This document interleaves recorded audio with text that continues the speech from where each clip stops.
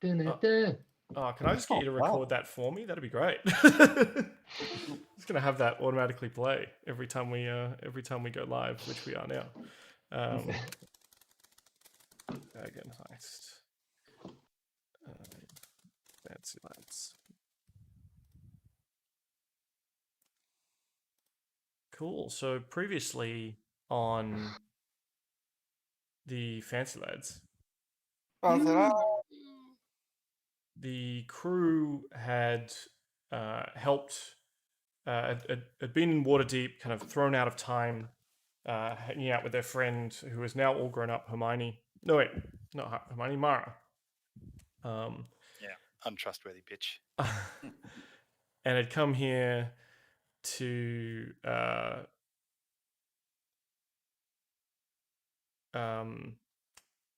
seemingly to help her find or find an artifact that they're very familiar with, the Rod of Ruin, which had been stored away in a secret vault under the city of Waterdeep. Because of course, to write the timeline, they need to find this rod and make sure it gets back to the right place. As all good stories do. However, it has not been easy. In looking for things to do, they had to help Mara find her boyfriend, her man friend, who had been kidnapped, and in doing so, somehow got the deed to a tavern, which was in Trollskull Alley. After rescuing him and his friend Raynar Neverember, one of the minor lords of Waterdeep. And then as they were chilling out, they've been doing a couple of things, doing a couple of odd jobs around town, making new friends. A fireball blew up in the alleyway outside their new place of business.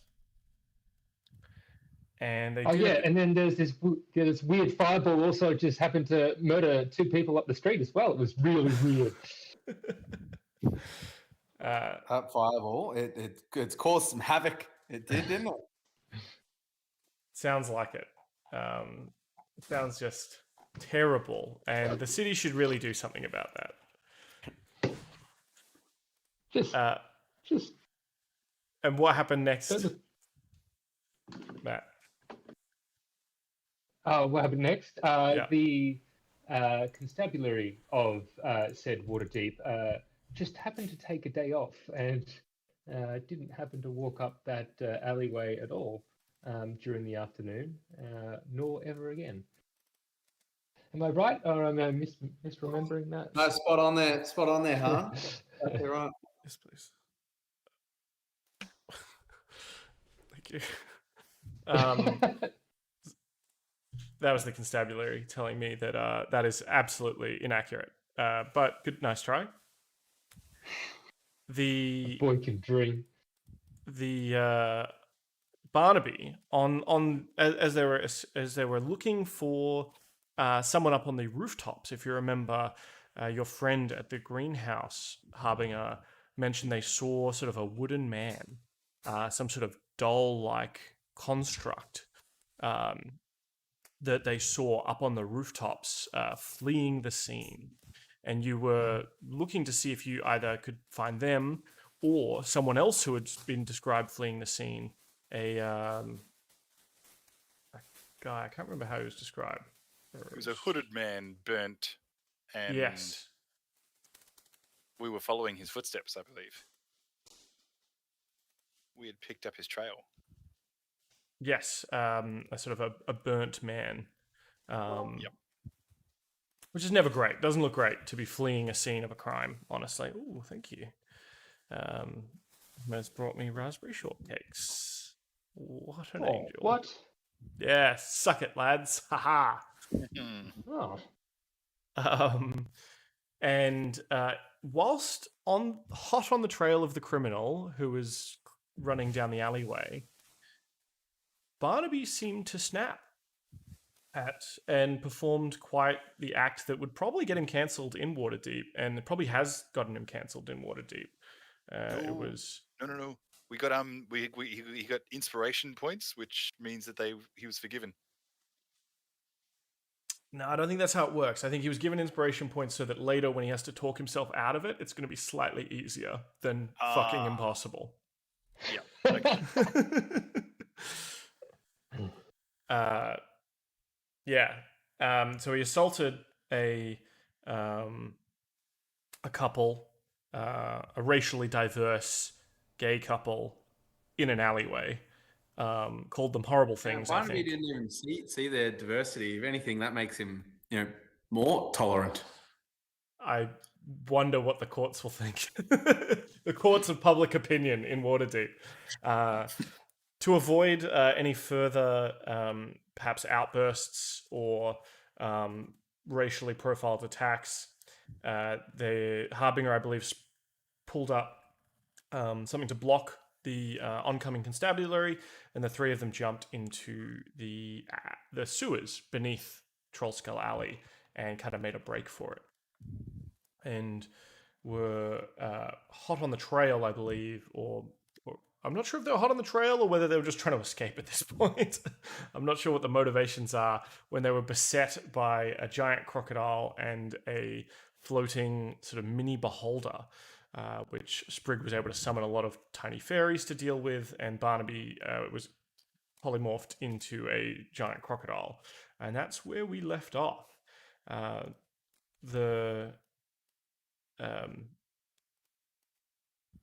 Having dealt with under denizens of the sewers, the team kind of makes their way back upstairs or along the sewers for a little while, and give me some of the flavor of. Let's turn Barnaby back into his normal self. I think he's remaining as a great giant crocodile for a little while. Okay. If he can, if Sure. he can fit through the sewers. It's a tight fit, I think. What is the duration of the spell? Polymorph's usually an hour, I think. Let me double check, but I'm fairly confident it is duration 1 hour. Yep. Sorry, Dan. A point of technicality. What? How do I move my character? Oh, yeah, I can move my character. Yeah, never mind. Cool. I've got some very, very interesting shadows. I can't see much in front of me. Well, the party kind of makes their way through the sewers for a while. But are you trying to go somewhere in particular? Are you just wandering? What's the goal here? Don't worry about the map too much. But yeah. So I think we've shaken the constabulary for now, and Well, crocodiles have great senses of smell, right? Like Sure. they can, or am I thinking of sharks? They can like sniff blood in the water from like miles away. That's Sharks sharks, not crocodiles. certainly can. Yep. Can crocodiles? Does anyone know much about the crocodile's olfactory sense? I know they got big noses. Anyone listening at home, if you can enlighten us, that would be helpful. I mean, They do have big noses, Steve. You're right. They Surely have that giant snouts. That's got to mean something, right? gotta count for something, right? I'll give you advantage on a schnoz roll to kind of smell out. What are you trying to smell? I'm trying to smell old mate, the hooded figure. We're But following his tracks as well. yeah. So I imagine that there would have been some scent, because I can distinguish between the beholder, the crocodile, and us three. So I'm trying to sniff out for other scents that have gone in a direction. Okay. Now I apologize. I have lost my giant crocodile sheet, but Can I'm happy to you just double click on yourself? Because I think actually you maintain your like wisdom, intellect, and stuff while polymorphed. You just change your other senses. Is that right? We should probably look this up eventually. It's only been like 5 years of playing this game. I think it all changes to the creatures. That's right, because your like intelligence goes down too. Yeah. So what check do you want? I want a perception check. Yeah, this has you at 2 intelligence, which is pretty dumb. And so I think it's overridden all your stats if you double click the crocodile token. Yep. Yeah, it does. Yep. So I've got +1 perception. So Yeah, but I'll give you advantage. I'm gonna need that. Yeah. Oh, That's a lot better. I like those dice too, by the way. That's very yeah. good. Yeah, so you're trying to smell something else that's come through here. You do smell the sort of combination of burnt flesh, sizzled flesh, sort of medium rare flesh, perhaps. You're not all about it. You prefer it raw, I imagine, in this state. Absolutely. Yeah, raw and struggling a little bit. Yeah, and there's some other smells as well, which you kind of don't really care about in terms of some non-organic smells that you just sort of like, yeah, gross. Just essentially logs, trees, probably. Yeah, nothing too interesting, I imagine. Yeah, right. So there's not much. I don't get any sense of direction for where we should be. You do. So you're able to sort of point your snout down one aspect of the alley and kind of point out which way you think this burnt flesh has gone. Right. Okay. The burnt flesh. So I point that way to Sprig, who I imagine can interpret the language of animals. That is a very good question. I can speak Crocodile. nothing. Common and druidic.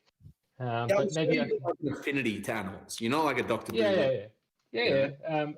Do I have an insight into what maybe it's feeling? You tell me. You certainly have an affinity for animals, as Paul said. Is it? All right. So can I do a nature check to see if I can? Okay. Yeah. Do you want to do a nature check just to, or animal handling? Yeah, give me an animal handling. handling. Don't need to. I'm probably like really implying quite heavily, like gesturing.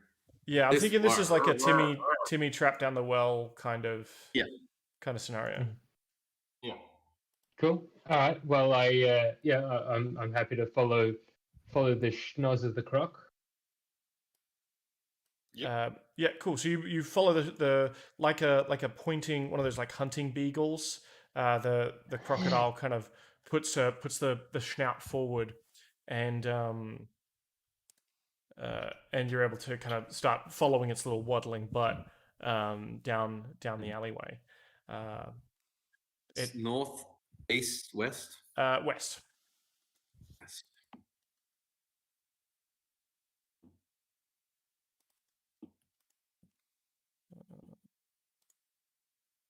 However, so you're sort of traveling along, and it takes you're sort of following this crocodile down the alleyway for sort of a few minutes as you make your way down the alleyway.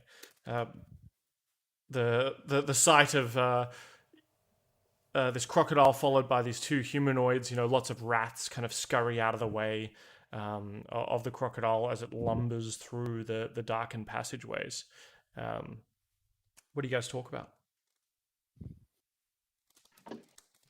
So I asked Barnaby, see if I can get. He's paying a lot of attention to his schnoz in a sewer. I'm just curious what the coronavirus level in the sewage is, whether they're controlling if their lockdown measures have been successful. Yeah, Barnaby says, thanks to the recent update from the Waterdeep Department of Health, he knows that the wastewater testing hasn't actually yielded any positive results in this particular section of the sewer. But because he's a giant crocodile, all you hear is Excellent. Oh, that's good. All right. So I asked the lads, whether what they want to do with this guy should we catch him. Well, I feel like we are trying to get back the Stone of Galore, and we think that he has it. Okay, so All right, so casual murdering. I'm up for some murdering. Yeah. I mean, maybe yeah. As long as we get it, that's the plan. Get the stone. Oh, he gonna get it. Mhm. Um, we did know where the stone originally came from because we spoke to the dead dwarf or gnome, dead Yep. dwarf maybe, and he said that he got it from underneath the city in the sewers, and at that particular time, our wonderful DM said he would update us, but he did tell us in those words. Yeah. So So he told you where he got it from? yeah, correct. Yeah, that's right. That's right. Let's see. Because I'm assuming that's where it will be going back because it was stolen from the same people who now have it.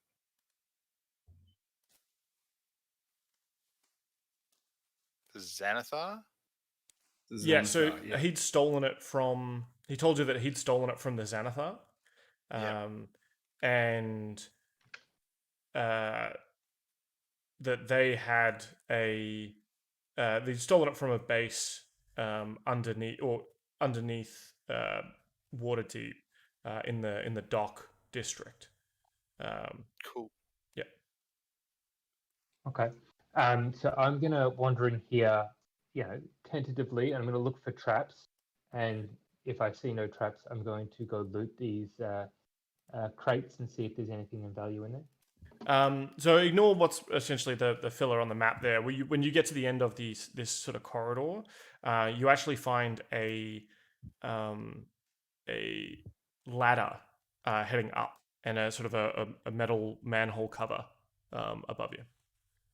I point to the ladder in the manhole but look back to Barnaby the giant crocodile and see if he agrees we should go up here, or whether what his nose thinks.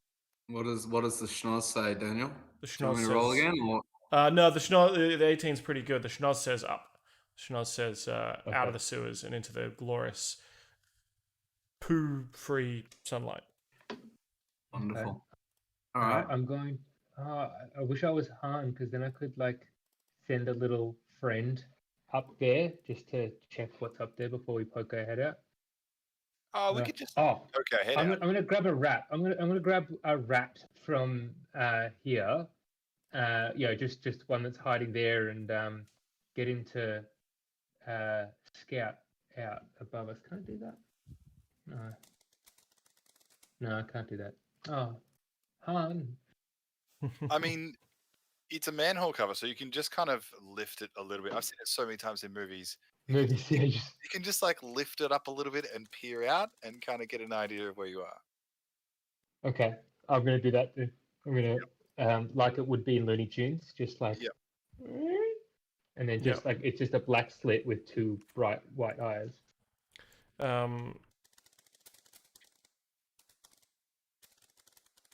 You see sort of a busy street, and in particular, there's sort of a large temple-ish kind of building in front of you.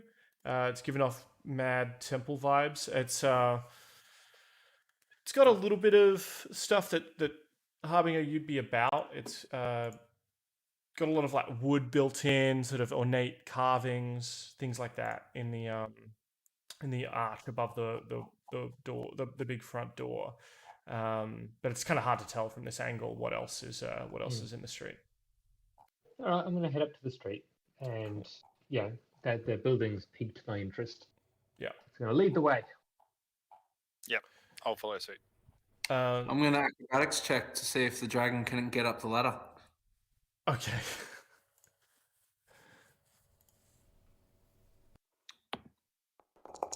He uses all his good rolls. That's all. I think the dragon got up the ladder. Well, so that's an athletics check. The crocodile certainly hand over hands it and gets vertical. As crocodiles can do when they're trying to jump up and get the food. However, you find that the manhole cover is too small, and maybe this is why when crocodiles grow up in the sewers, they can't get out; they get stuck. Yeah. So I'm just picturing a Heimdal and Harbinger, climbing out of the manhole, turning around, waiting for Barnaby, and all you see is this snout pop out of the nose, pop out of the manhole. Yeah, because he's not even just like a regular crocodile. He is a giant crocodile. He's like 15 feet across. Holy cow. I really needed a giant manhole, didn't I? Yeah, you needed a giant croc hole, honestly. Yeah. All right. We all need a giant manhole every now and again. I was going to say, if I had $1 for every night I spent wandering Chapel Street lonely looking for a giant croc hole, I tell you, I'll turn back into old mate. Yeah. So you're able to get up on the street, and once you're on the street, you see the same thing that Sprig did. The house of you see it sort of has a sign next to it, or kind of a bronze plaque, which says House of the Helping Hands, and it looks kind of like a cross between like a temple to the forest and a workshop. The symbol of a barrel with arms and legs is displayed prominently, and you see a silhouette, the silhouette of a humanoid shape perching on the rooftop.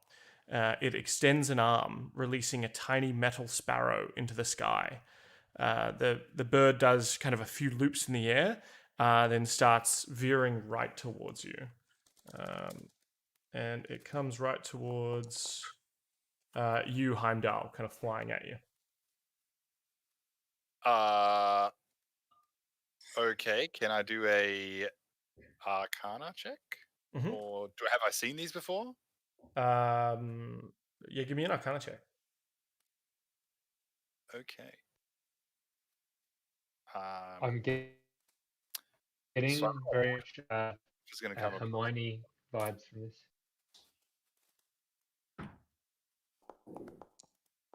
There we go. I got a 9. This thing kind of flies at you, and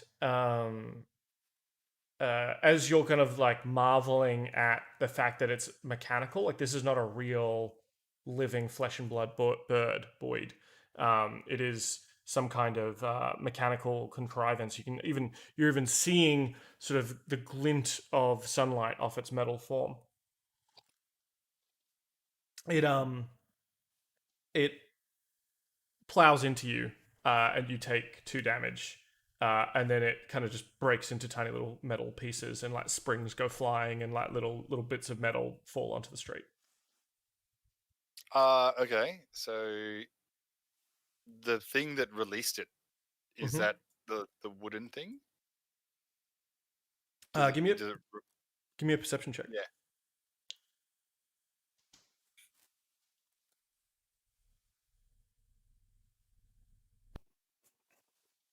Oh man, it's rolling for so long. There we go. 12, I think, if it's +5. Mm-hmm. Yep. Let's do this so we can. There's just sort of the. Can you see the city street? Oh wait, not yet. Yeah. It's just a vignette piece, you know. It's like here's the lads in the street. Yep. Cool. So you. I want to see if that thing, yeah, that released the bird, the mechanical bird, is that wooden creature that was described to me before. Yeah, it looks very similar. So you catch a look at this thing as it kind of ducks away from the rooftop, and disappears from your line of sight here on the ground. You get a good look, and it does appear to be some kind of like wooden man, some kind of like wooden and metal puppet man. It's Pinocchio. All right. So can we follow the scent of this? Oh, we can't follow the scent. Can we check for footprints of this guy who obviously came out and see where he went? You look around, and it's a pretty Busy street. Right? yeah, it's a busy street. Like there's Yeah. there's footprints everywhere. Okay. Well, I obviously explained to the lads what just happened, and they probably just saw it anyway. Should we go into this keg-esque place? Well, I'm always a big fan of these kinds of establishments, so I'm okay with that. I mean, surely there's some young maiden in here who needs to hear my song, so obviously. Do we know if they have any sort of tattoo? This crew, they have a The Xanathar? the Xanathar. They have like a circle with lines coming out or something, don't they? We've replicated this tattoo before. They do. You are spot on. Yes. What was their thing? It was like a circle with 8 lines coming out, maybe with dots on the end. It kind of reminded me. Circle with 10 spokes radiating out. Yep, I've got that written here. Yep. Can we calligraphy those, maybe some tattoos on us? Okay, you want to do that? Yeah. Do we like this idea? I'm not sure if you're asking me or them. No, I'm asking the boys. Yeah. I will stay clean. Just in case. Yeah, how about we like pretend to go in separately so that maybe we could, That's not a bad idea. Yeah. Yeah, half of us go in clean, half of us paint up, but we act like we're 2 different groups. Does anyone have good stealth or persuasion? My persuasion is out of this world. Okay, so maybe you go in as a Xanathar. Oh, is that deception? No, that should be deception. That'd be deception. My deception's very not good. too bad either. Okay, all right. Yeah, mine's horrible. So maybe you go in pretending to be a Xanathar guild member, and I'll go in just, as an ordinary lad, and we'll pretend to be 2 different troops. I wouldn't mind actually going on the roof after this wooden guy, to be honest. But do we know he went up there? Yeah, we saw him dart off. So he threw a flying little mechanical bug at me and then ran off. Okay. And I could very easily follow him. All right. Well, yeah, I'm okay with following Bugman as well. What are you thinking? How do we get up onto the roof? Is there a way to get up on the roof? Yep, I can teleport. Ah! Well, we'll separate the gang pretty quickly if we do that. We all need a means to. Nothing's ever gone Yeah, wrong okay. from splitting the party. Yeah. No. I'm just going to pop up there. Can I pop up there? I mean, I can do it instantaneously anyway. Mhm. So I'm just going to pop Is up it a there. cantrip? No, it's once per long rest. Okay. So you might not be able to get down. I can get down, but Getting down's the easy see if I part. can It's yeah. stopping at a reasonable speed is the hard part. I kind of okay, so the thing is, if we're going to be splitting up anyway because we're going in as different. but we'll still be in the same room if you get what I mean. Like we're not going to let each other just wander off. But hey, look, you do what you want to do. I'll see if I can grow some vines up to the roof so that you can get back down. Oh yeah, if you're going to do that, I may as well just. Oh, how good's your climbing? Ah, pardon me. athletics. I mean, I've got Arcana. I could probably Arcana my way down. Mary Poppins, I'm your a way down. mage, man. I could. Do you have slowfall? Do you have feathers? Do you have feather reagents for slowfall? No, I do not. But I could probably mix something up from this flying little insect that just disappeared at my feet. Yeah, so you now have like a bunch of pieces of a metal bird. It's got little metal wings. It's probably slightly unsettling to Barnaby. Or, yeah, it's sort of like, why would someone want to recreate one of Earth's most deadly foes in A metal bird. and make them more evil. You know what I mean? More sharp and pointed.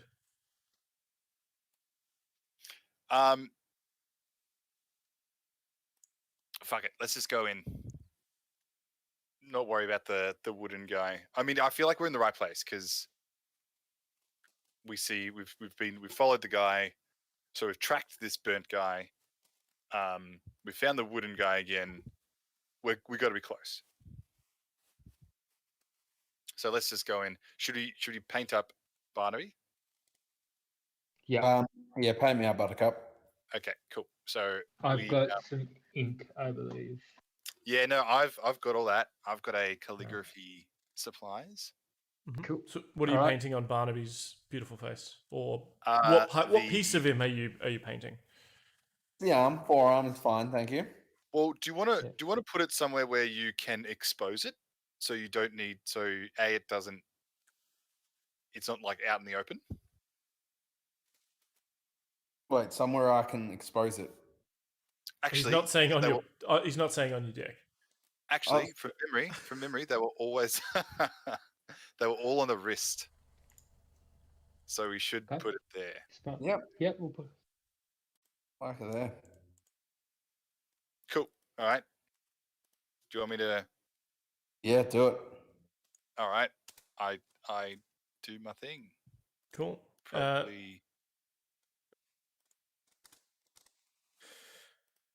All right. So you paint, and you're painting that circle with the kind of 10 spokes. Is that right? Or the 9 spokes, or whatever it was. Yeah. That's the one. The one you've seen a couple of times now, and have drawn a couple of times now. Mhm. Give me a wisdom check, Heimdal. Okay. It's rolling, and it's a 17. Cool. Yep. The symbol kind of gives you a bit of a similar kind of, like now you're looking at it, it's like, oh, this kind of circular thing with spokes. That's kind of like that that creature we just killed in the sewers. But that one only had like 4 tentacles. Okay. Okay. So you head So I in. tell Barnaby this. Okay. Was there a password which was like, never Yes. has there been a darker day? Yeah, And it was- always arrives before the light. Yeah. All right, I walk up to old mate Tentacles, flash my Is there somebody at the door, or can we just go in? It's just a door. Oh, Yeah, yeah. it's just like the door of this, like what looks like a church, kind of cathedral-esque kind of Right. building. Okay. I'll wander in jauntily, separate from the other lads, and just have a good old nosy. See Could what's inside. Could I go in first, I suppose? Yeah. And because I think I'll be. Actually, no. I want to be in there when Barnaby goes in. Yeah, I think Just we in all. case Sure. Not that it will. I'm sure it'll be fine. I trust you, Barnaby, but Do you? you've still got those strings on the loop. mate. If you trust me, then life has peaked for Barnaby. Don't worry about betting kings' daughters, beautiful princesses. No, he has the trust of a gnome, who is Notoriously fundamental. distrustful. Yeah, mistrusting. So that's it. That's all I need. All right. Well, I guess I head in as well. Yep. Let's do it. So you head in, and inside you see. What do you see? All right, hold on. I got. You sort of enter into this main hall, and it's a buzz with activity, as it is sort of during the day or sort of early afternoon. And the main hall holds sort of 24 marble pedestals, as well as these sort of like glass cases with kind of items inside, or there'll be like a little like velvet rope-esque kind of thing with something on like a work table, or like a picture of something. And as you kind of walk along, you see one in one of the pedestals. There's a 4 foot tall working model of a clock tower that seems to be ticking away there. There's a miniature model of a mechanical dragon turtle, and it has a brass plate on the pedestal that reads Big Belchy, sank in Deepwater Harbor on the Day of Wonders, 1363. There's a you pass by this kind of helmet with with an arm on it and like a glove, and it's the plaque reads Waking Helmet. And there's as you enter in, you see like a picture, a painted picture of what looks to be up on the wall, and it says the Prophet, Emperor Keg. Woo! Emperor Keg. Is this We a know that crossover episode? Well, it's a painting. It's Does not it really look him. familiar? Okay, does it look familiar though? Not to Harbinger. Oh, That's true. Harbinger doesn't know keg. You see like people kind of looking around, or there's a couple of people in there looking around. One in particular, there's a bronze dragonborn who comes up and sees the three of you enter, or whoever's kind of entered on their own, I guess, whoever entered first, and she's got this sort of bronze. Yeah, she's got bronze scales. She's got sort of these white robes, but also or white with a bit of a green motif, and then she's wearing what appears to be some kind of leather apron over the top, and the apron itself is embroidered with sort of a gold keg with arms and legs, and she kind of sweeps up to you and says, "Welcome to the Temple of the Helping Hands." helping hands, huh? The helping hand, the helping hand, the helping hand. I don't know who. I guess so. We're grey hands, if that helps. No, have we heard of the helping hand before? I feel like we have.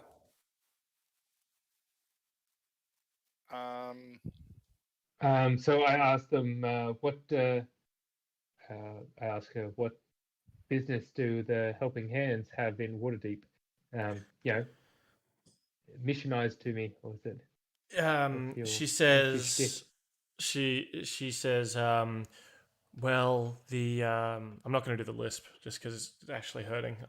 Just shouldn't have put so many S's in the name of this place. She says, well, you have come to the Church of Gond, and this is a place for all inventors and creators. We, of course, you are welcome to look around at some of the great relics of our people, and including, of course, pictured relics that have been lost, but were well written about and performed many great deeds. Here we have the Waking Helm, if you were to put it on, but of course you may not, as it is an ancient, very powerful relic. It is a helmet that, if you are falling asleep, gently slaps you to wake you back up again. And this one here, of course, one of the greats. This is the Scarlet Ma Pennoth. It was a Nerethes submersible.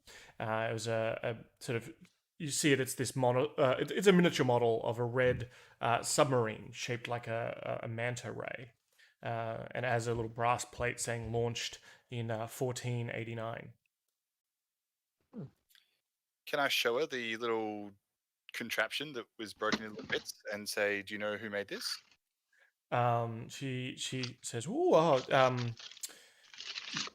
oh yes, I believe that might have been Nim. Where did you find it? Nim's not permitted to leave the temple grounds. In fact, where did you find that? Here on the floor somewhere? No, we believe we're actually in pursuit of the man, of Nim. He could have caused a little bit of ruckus around our humble establishment. Not He cost my good friend here 2 HP. He assaulted violently two very, harmless Genasi who were just living their lives. Is Nim a wooden fellow? Yes, so Nim is a nimble right. We call him Nim. Sort of a wooden and metal man. Yeah. You may not have. They're quite, but they're somewhat rare. A bit of a marvel. They spoken about, of course, in the old Nirath Empire. We have some that have survived, and they have a bit of a sentience of their own, so to speak. I mean, you wouldn't really call them human or dragon, but they have limited intelligence. It's and they can perform tasks that they are designed for quite well. So this apparent keg that you all seem to worship here, is he one of these nin? What's it called again? A nin?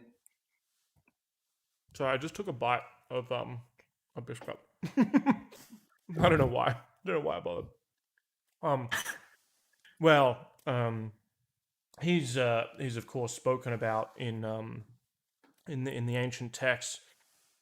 A marvel that perhaps we'll never see again in this age. There's stories of hundreds of years ago of a walking keg with arms and legs that called itself Emperor of Nirath. And I mean, you hear stories and sightings of this construct even today, but over the last sort of 50 years or so. But every time we've sent someone out to kind of ascertain the validity of these stories, we've kind of run into dead ends. But he made quite a ruckus. I think it was 300 years ago. And of course, there were the sightings of one of these over in the Elsia Vale, up near the sort of the old borders of the Nirath Empire. But it was rumored that the Nirathese wizards and constructors, some of the early teachings of Gond, created these machines to deliver drinks at parties, and their inner workings. I mean, if I could get my hands on one and sort of take it apart and learn its secrets, it would put ahead our humble works leaps and bounds above what we can do today. We're still certainly limited in the kind of constructs we can make in this day and age. Is there any stories or songs, for that matter, that you may have heard about Keg with a traveling bard, almost said to be more beautiful than any other man? There were reports, I believe, a number of there were songs sung. Can you remember any of these songs? Absolutely. There was the Keg and the Bard. That was the most famous one. You've probably heard of it. There was He Made of Wood and He Made of Flesh. That was also, this is all from the same EP. really. So yeah, there are many songs. I'm sure I'm familiar with them. There's also the great tale of the bard and the old man who got lost in a pyramid, which is a hilarious account that it was a bit of a solo project for a time there. Didn't you have a Christmas album called "You May Be Hard, But I'm Made of Wood"? Yes, it did not sell well. Well, there were certainly stories around Candle Nights that a mysterious construct figure calling himself the Emperor of Christmas came forward and defeated a devil with his sidekicks and saved the spirit of Christmas and brought in summer and made sure we weren't destined for an endless winter. But you know how rural people tell their stories. It's it was probably a cow that fell over or something. What if I told you that I am that bard and I know that keg, and we were together not all of a week ago in my time. Actually, it's probably a bit longer. We've been here for a while, haven't we? Even in Waterdeep time. But we were together, very recently in my own time. What would you say to that? She says, "You, the keg that calls themselves Emperor still walks these lands. You have seen it." Yes, certainly in a different time, and I would be happy to take you to him, or take him to you to visit. But we first need your help. Of course. I mean, to meet what is essentially a legendary relic, this would be like, this would be like Christmas? laying your eyes on Mjolnir, or meeting the Barnaby the Beautiful Bard. perhaps, yes. Yes. I mean, your name perhaps does ring a bell. It might have been in a report that I put away because it was just full of way too much sexual harassment, and so I just kind of buried it in the bottom of a thing. One of my pen pals in the Seven Pillared Hall might have mentioned something about a bard named Barnaby. Very likely. Granted, I think the report was that she was sexually harassing him, so I'm not sure if I really wanted to, let that out there in the open. So I think I buried that report. Yes, Barnaby has been known to be both the perpetrator and the victim. It's actually what inspires him to, act in the way that he does. So, look, I mean, when I say him, I mean me, for I am him, of course. So if you're willing to help us, then great. We Of course. What can we do? I mean, I'm so sorry that our Nim has caused so much trouble. She kind of sighs heavily and says, "Of course." And she leads you up a spiral staircase up to the second floor, and then even there, sort of up a ladder or up another staircase towards an attic. And on the attic door, there is a lock, and she looks at it and says, "Oh, hang on a minute, like that's you. I don't have a key for this." And she knocks on the door and says, Nim, there's some gentlemen out here who want to speak with you, and they have some grievances. It sounds like you've been very bad. Come on out. You've been a very naughty boy. Been very naughty. Billy. There's kind of no response. Shall we break down the door? I pick up Heimdal and use him as a battering ram. Feet first, of course. She says, wait. This is you can't just go breaking doors in glad the she Temple said of God. Regardless of how hard-headed your friend is, I don't think he would appreciate being rammed into this door, and I wouldn't appreciate having to rehinge the door. Perhaps I think the lady talks sense. As I struggle. you wriggle. Unhand me. Yeah. Unhand me, villain.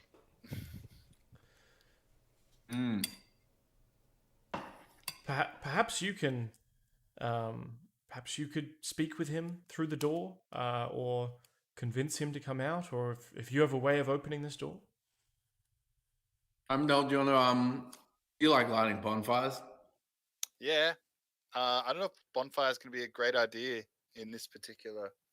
I would like a way where this door remains intact, if possible. Oh, fine. Nin, this is Barnaby. Can you open up? We just want to have a chat, mate. We just want. We just want to get some information on something you might have seen. Actually, there was a. You mean you no harm? Yeah, there was a fireball out the front of our establishment. You're on top of our roof. We've been tracking someone. Also, wondering if you like burnt flesh, like you're made of wood. That's a bit strange, isn't it? Barnaby, give me a persuasion check, and I'll give you advantage because you broke up. I'll give you advantage.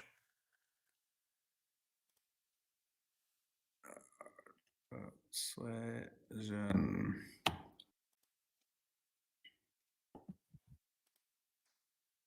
Do you need your token to be able to do that, or you know how to access your things? Yeah, I tried to do it without doing that, but it didn't want to work. 16 and a natty 20.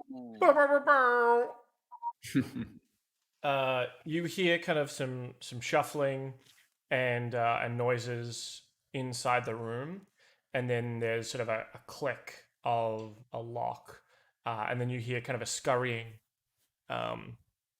sound and kind of the sound of things moving. The door opens to the touch, and inside is a very cluttered kind of workspace in the lean-to attic of this temple. There's hammers and chisels and lathes, I guess. I don't know, a lot of woodwork stuff. Just kind of piled around in all sorts of piles. And we lost Matt. There he is. Peering out at you from sort of one of the corners with all the junk in it are these sort of slightly glowing green eyes. I approach with caution and carefully, almost gentle, as though I'm about to approach a delicate flower and have sex with it. I approach very cautiously and say, Nin, and I reach out my hand as though bringing it out for a dog to sniff, and say, we're here with with no intention to harm you. Please come out, and I offer him my hand to grab. Yep. Slowly, especially you've sounded very nice with that natty 20. He kind of reaches out, and he looks. You see sort of that the arm kind of extend. It's made of sort of pieces of wood, and it's got like sort of simple joints. And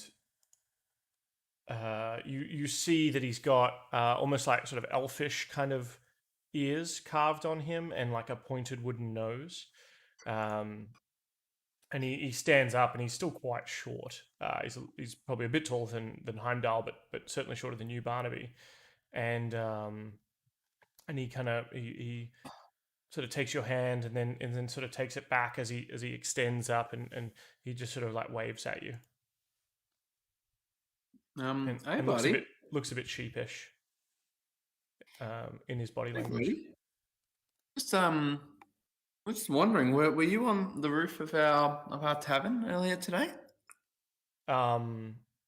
He looks at you and then kind of shakes his head, and then points outside, and then shakes his head, and Valletta, the Dragonborn, says, Nim is enchanted. He can't leave the grounds. Huh. Well, that Would, raises questions and answers, doesn't it, Nick? I think Nim is telling some fibs. Yeah, can we ask if we can chat with Nim by himself, just in private? She says, "Of course, I'll be just outside. Thank you. Just let me know if you need anything." I understand that perhaps you Barnaby have dealt with constructs like this before, so I leave it in your capable hands. But please, he is very valuable to us, so don't treat him like a door and batter him down or bonfire him or whatever. And she goes and steps outside. Cool. So can we see if Nim gives us a different answer now that he's not going to get busted? So he watches her go and kind of looks at all of you, and is sort of waiting for a question. So are you able to get outside? He looks at you and shakes his head, and then kind of points at himself, and then points at the floor and shrugs.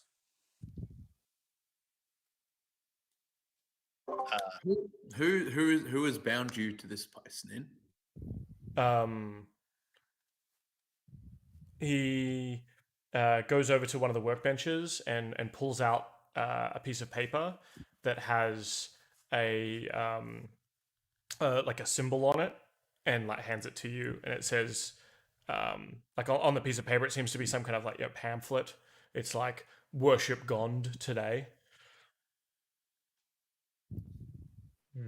Worship God today? Gond.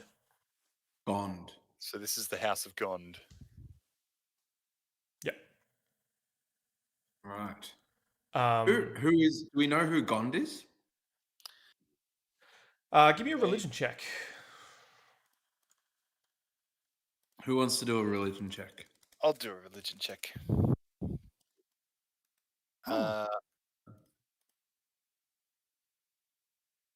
19? Pretty good. Gond is kind of one of the is actually you know him as under a different name, Heimdal. You know him as Nebelun, and he's sort of like the god of smiths and craftsmanship and like creation. Creating stuff that requires cogwheels, and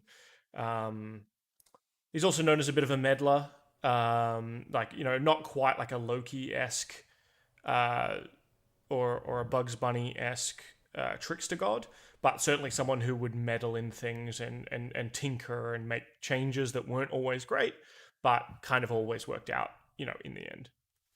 Oh, okay. Are there any more of you? Like, know of in Waterdeep? Nim kind of nods, and then sort of turns his head, like looks sideways, almost like he doesn't really have like a face to really have an expression on, but by his body language, sort of seems to turn his head a little bit as if thinking, and then kind of nods at you, and takes your hand and kind of leads you over to his workbench, and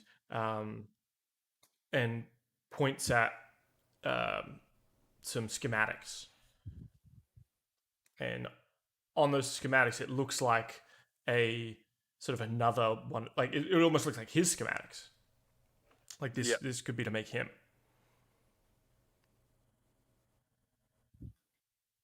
So do we know how to find this Nirath? Was it Nirath? Which is the person I know it as? The god? No. Gond. How do we Oh, find Gond? Nibelu. Can we find Gond? Isn't Gond like a god? Yeah, like Gond, or I'm going to write it in here, Gond, or... But if Gond made these guys, then Gond is around, right?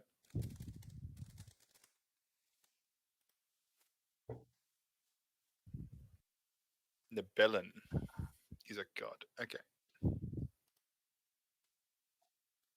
you know that like Nibelun or Gond isn't a person, like it's a deity. Yeah. And yeah, so you know, gods have power, gods have magic, I guess, but gods don't typically walk around. Yeah. Gods don't go letting off fireballs in random alleyways. Probably, maybe.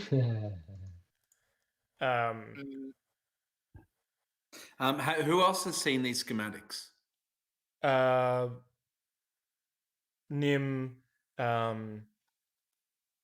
points at himself and then like mimes writing, and then points at the schematics. So he makes copies of the schematics. And then Nim like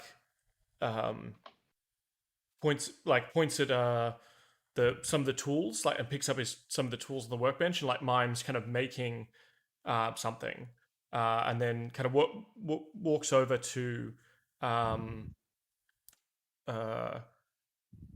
what, like, another pile of what looks like kind of trash, and like digs through it for a little bit, and then like pulls out a small like toy soldier, like a wooden soldier, and like points at that and like gives it like a bit of a hug, and then mimes it like bigger.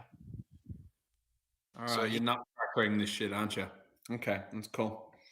So you've made a bunch of these. Who did you sell this to? And I asked Heimdal to describe what the one looked like that he saw, because he got a good look at it. Yeah. Nim sort of cocks his head when you say sell. He doesn't get it. Where are the others? Do you know? He kind of looks around and like mimes kind of like walking and then like out the window. Can you communicate with them or get in touch with them? He sort of goes to shake his head, and then sort of like an idea has occurred, and he runs over to like another pile of trash and starts like looking around, and he hands you this device.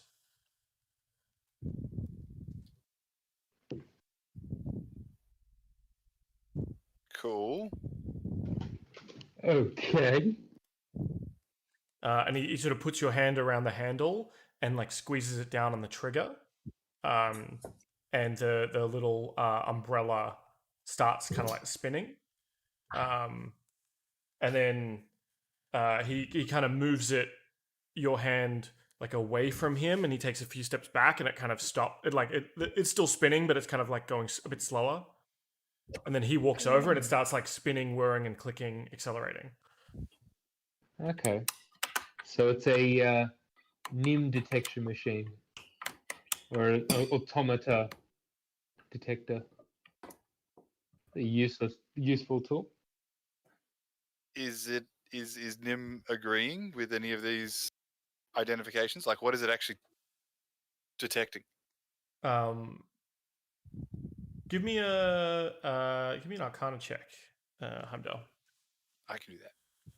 I was about to say. You could do some magic around it, see if it's just detecting magic or if it's 15. Yeah, so it's definitely got some kind of like divination kind of magic going about it. And yeah, as it gets closer to this construct, at least, it seems to to kind of start whirring up and going crazy. Awesome. So we just need to take this around the city and use it as a like a Hotter, colder type. prospecting thing. What do they use it to find gold? Mm-hmm. Kind of The metal detector. All right, wonderful. Nin, you have been just absolutely spectacular construct. Thank you so much for your help, your compliance. We'll remember you when we meet your Lord Keg, and we will tell him your name. Go, Han. Oh, I'm just curious. Can we ask him about the stone? So, can you hear Han? I can hear Matt. Yeah. No, I can't. I can't hear him. Yeah, I thought so. I can hear you. Yeah. Oh, good. Because I think Paul's the only one that can't hear me. Yeah. That's on purpose, probably. Paul just muted you. Yeah. It's just ignoring you constantly. I heard you ask, do you want to ask him about the stone? Yes. Heimdal? Maybe you need seem to have a good relationship with him. Oh, no, you can go for it. Go for it. I asked him if he knows anything about is it Stone of Galore? Mm-hmm. Just to see if he's heard of it before. I mean, inanimate objects have given you less blank stares than this inanimate inanimate object is giving you. This faceless. That's very well described. Creature. I'm just like, say no more. Kind of looks. It does the head tilt. It's got those pointy ears. It's like the dog head tilt. Like it just doesn't understand the question. Okay, cool. All right, so shall we thank little Nim? Do we have any treats? Like, does Nim like candy?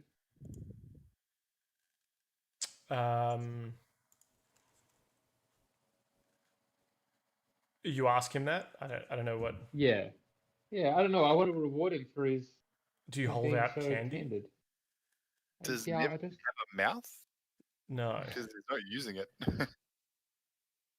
I don't know. How about this? That the little the tiny bug thing that was destroyed at my hand. I give it to him and say, "Here you go." Is this yours? He kind of takes it back, in two hands and kind of nods and like sort of cradles it to him like it's like a broken bird. And he goes over like to his workbench and puts it down and kind of starts working on it, trying to put it back together, maybe attach some more pieces. There we go. Happy? Yep. All right. Shall we take this outside and see if we can get anything from it? As you leave the attic, Valletta obviously is there waiting outside or waiting on the second floor, and he's like, I do hope he wasn't too much trouble. You mentioned that he threw a bird at you or something like that. He really shouldn't be making his own creations. We've expressly forbid it. It was not. But I quite admire his tiny creations. I think they're pretty and quite harmless. Oh well, that's good. As long as he doesn't get. You've got to watch out for these constructs that they don't start replicating. Of course, could be quite the ordeal. But oh, he's done that. Oh. Yeah. He told us that he'd replicated. And I totally squeal on him, and I just want to see how she reacts. She looks aghast, and we found schematics of other automata he has designed and built. She says, "Well, that is unacceptable," and she motions over a couple of acolytes and says, "Take everything out of his rooms, all the tools, all the paperwork, everything. Just he's I interrupt her and just ask her philosophically, though, at what point does he, gain sentience? If he can now recreate, almost procreate his own species, does that not give him, the categorize him as its own sentient species? I mean, I'm not sure. I'm asking her. She says it's very clear that it appears to have intelligence. This thing, but it is still a thing. It is a tool, and by the great will of Gond, tools aren't meant to get up and make their own tools. They are tools for the builder, not. But tools he's unto made this- in Gond's image, isn't he? I mean, Gond was not a hammer. I'm afraid you perhaps are misremembering the teachings. Gond perhaps created tools and used tools to create new tools, but none of those tools, as far as I've ever read, were intentionally made to create copies of themselves. That's how you get a room full of bloody tools that go missing.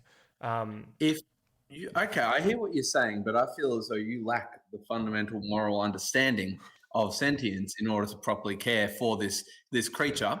If any harm befalls him, you will have to answer to me. And by harm, I mean neglect as well, and that would include taking away any of his toys or tools. She says, I can perhaps agree that being built and being blessed with a form of intelligence by magic derived from Gond, that Nim is a special creation. But the creation of the creation, I believe, is an abomination. And I would pay you to destroy any of his creations that mirror his kind of intelligence. And I would pay you to take Nin off your hands because you clearly aren't treating him well. How much would you like for the creature, for this specimen, this being as he is?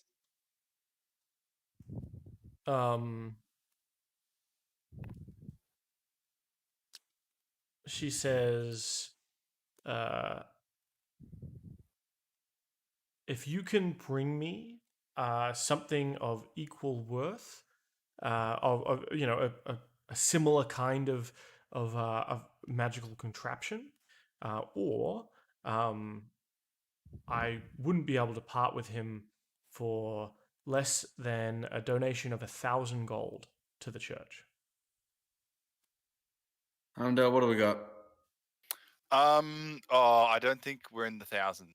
I've got 1,000 gold. Yeah, but wait a second. If he's magically bound to that location, I feel like it would be like a Dobby type situation where I give him a sock and he's free. Yeah, like it's more of like an honor system type deal, maybe. Is that correct? You asking the Dragon priestess? Lady? Yeah. Yeah. So you can release it. Yes, he has been ordered to stay on the temple grounds, and that order is as good as gravity. He cannot leave unless like the Unsullied in Game of Thrones. Hey, where they listen to whoever holds the whip. Yeah. Yeah, she says he has been programmed, or we had programmed to follow my order, and as the high priestess here, and I have ordered him, command lined him to be unable to leave this temple. I pull Han and Heimdal, sorry, not Han, Sprig and Heimdal aside. And you got to change your name on Discord, Mr. Han. I keep getting confused. Aside, and I say, guys, look, I know it's our money, but I kind of want to this to be a thing. I want to advocate.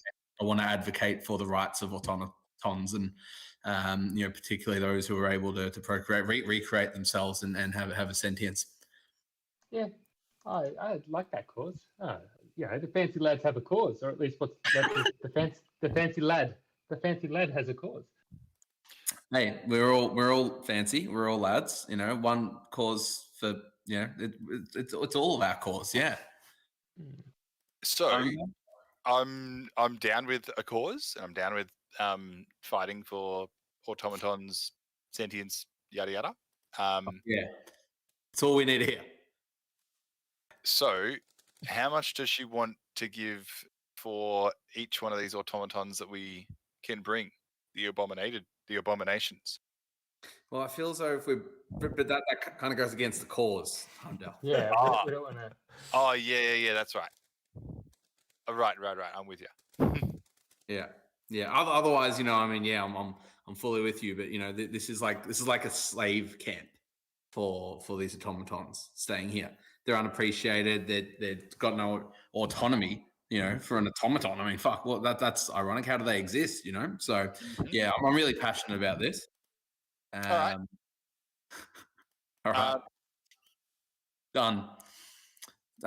Mistress of the keep, you may have your $1,000, and you shall hand over my nin.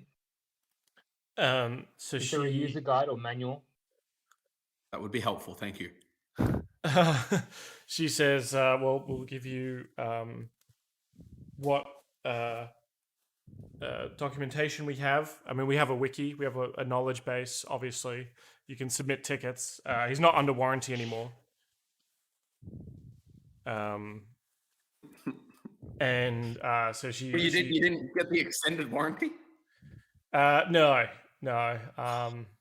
These late models, planned obsolescence. We've got to be careful about. Are there any terms and conditions that we need to read? Well, I'd say one of them would be, don't let it procreate, because Cut out right at that time. Don't. Yeah, perfect. Whatever you do, don't feed him after midnight. Don't get him wet. Yeah, you could have a gremlin situation on your hands. All right, is that canon? Not to get him wet or not to feed him. I'm gonna say not to get him wet. You shouldn't get him wet. Okay.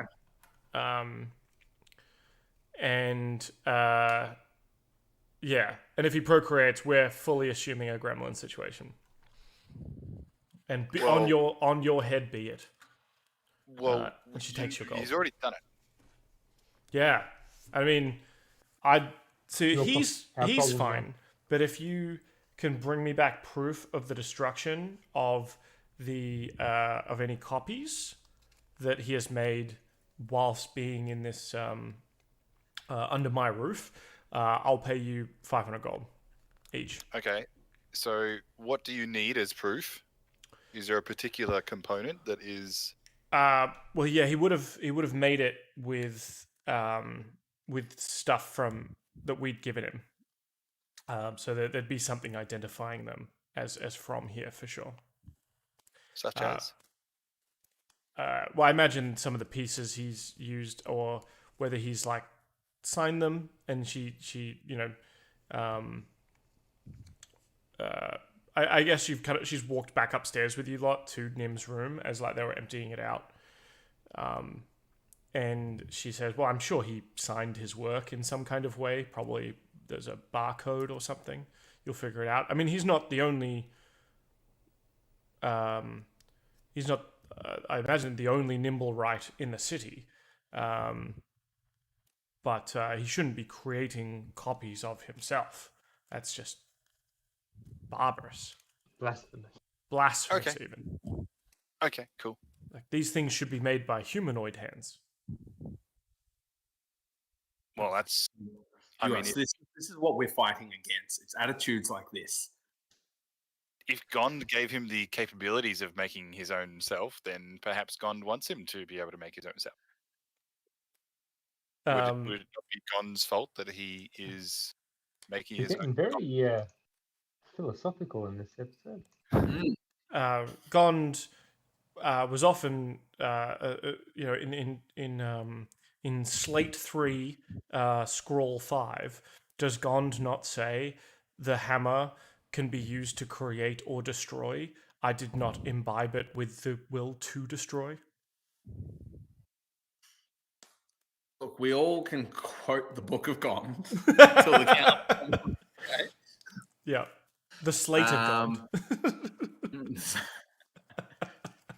But we have better things to do, and I have a wooden automaton to rear. So thank you kindly. I'll be getting on with our day, and thank you for the offer of demonstrating proof for 500 gold. We appreciate that, and yes, we will be back. What was your name again? Sorry, Valletta. Valletta. That's right. I'm sure your scribe friend has written it down. Wonderful. Come along, Nin. All right. So we're still on the hunt for this guy who was burnt. Mm-hmm. He's really kind of a Can I see priority. a photo of Nin? I'm a visual learner. Yeah, I've just put a token of him next to you that I have. He's way more suave than I thought he was. I thought he was this, I'm picturing Pinocchio. Yeah, hold on, that's probably not the best one. I'm going to give Nimble right. I did find a very cute photo, and I'm going to do that. I'll use that one. What was Valencia? Was it Valencia? Yeah, Valencia Apples. What was her real name? Valletta.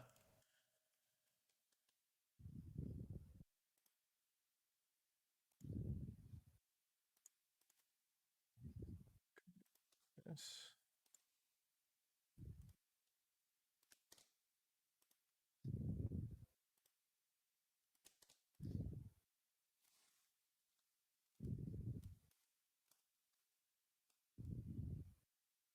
All right, cool. So we're now far enough away from Valentia, and we're not being followed, are we? Give me a perception check.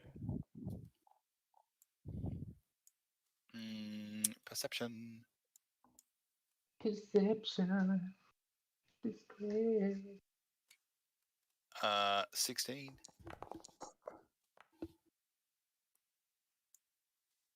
Here we go. That's a much cuter Nim. Oh, hey, buddy.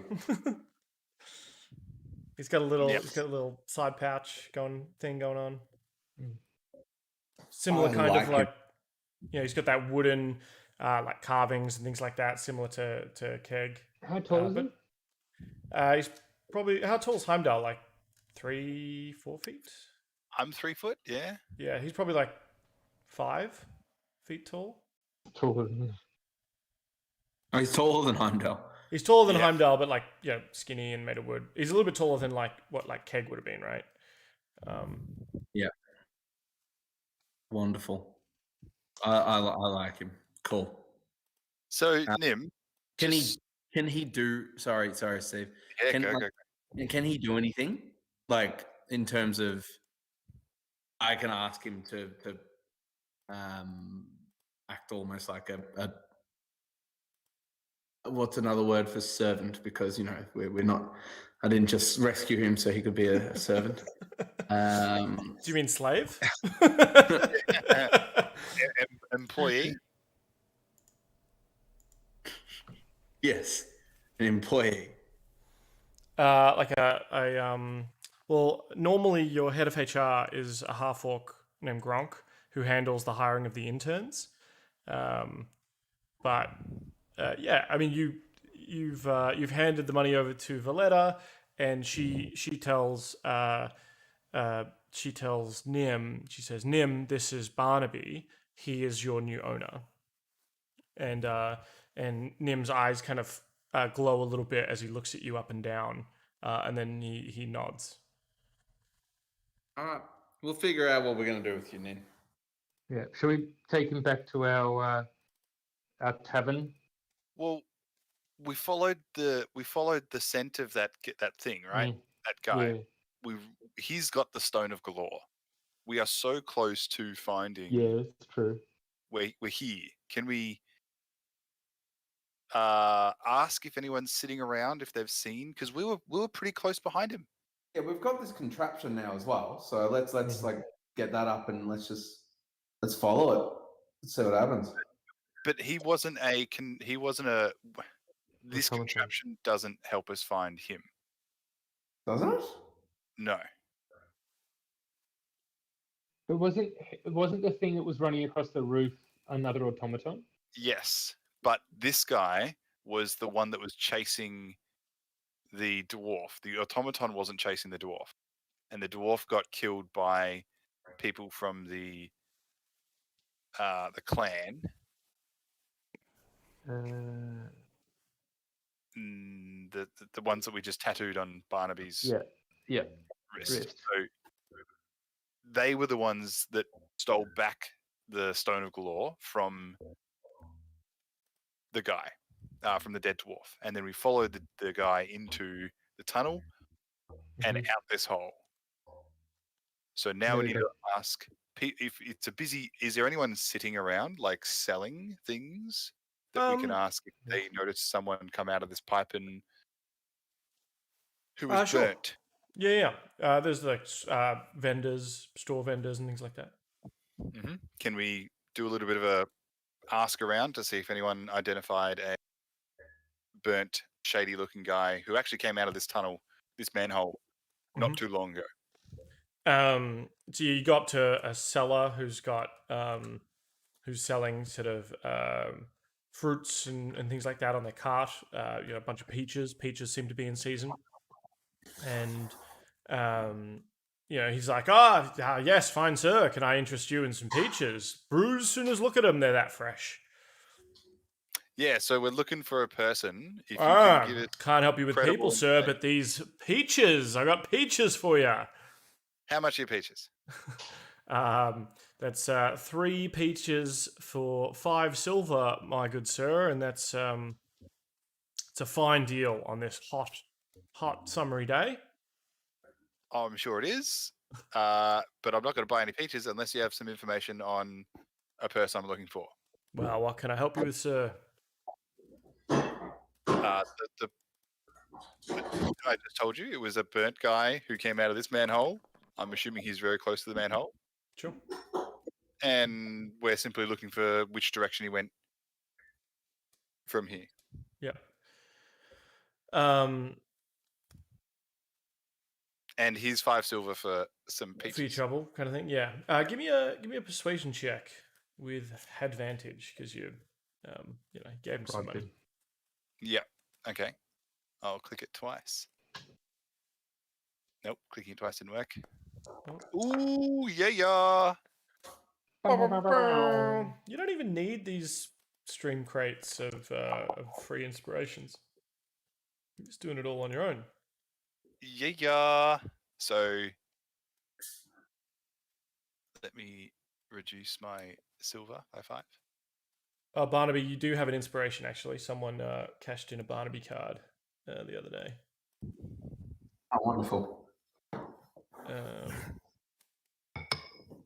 Cool. Yeah. So the seller sort of takes the money and gives you the peaches, and he sort of and he's like, yeah. I think I saw someone, maybe an hour ago or something. He came out here, and I think he made his way up the street, up north that way. Bit of a weirdo coming out of the sewers, and then he kind of sniffs the 3 of you and is like, sewer people, yeah, okay. Look, whatever you do in the sewers, it's not my business, but wouldn't. If you wanna head down that street there, that's the Bath district. You lads seem like you could use it. We need one. Oh yeah. Okay. Thank you very much for your time. Shall we head north and try and track down said person? Yeah. So we go in the direction that he He pointed you towards. Yeah. pointed us in, and then I suppose we ask more people. Like, do we notice? Is there anything recognizable that we think that he popped out of this hole in particular and in this direction for a reason? You're sort of walking through the streets. The streets are quite busy. There's a lot of commerce going on. As you head north, where's my map of Waterdeep? There we go.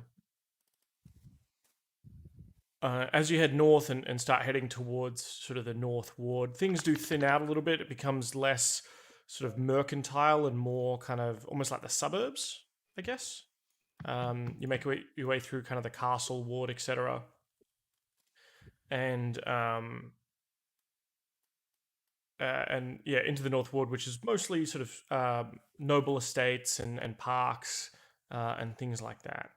And you sort of continue your inquiries, is that right? Yes. Yeah.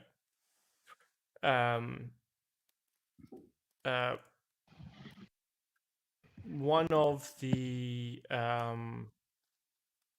give me a perception check. A perception. Yeah.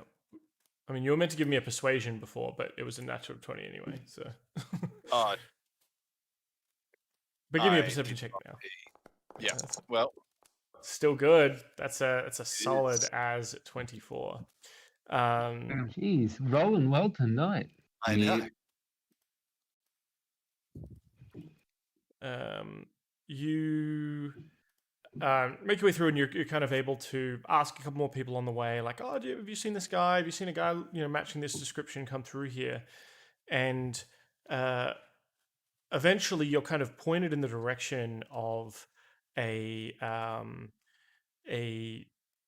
sort of a large noble house that's enclosed by a 12-foot high stone wall on Horn Street in the North Ward. Who lives there? Do you ask around? Like, how do you find that out? Well, I mean, the person who pointed us at that building. We Um, ask that person. You ask them, yeah. They say, "Oh, that's the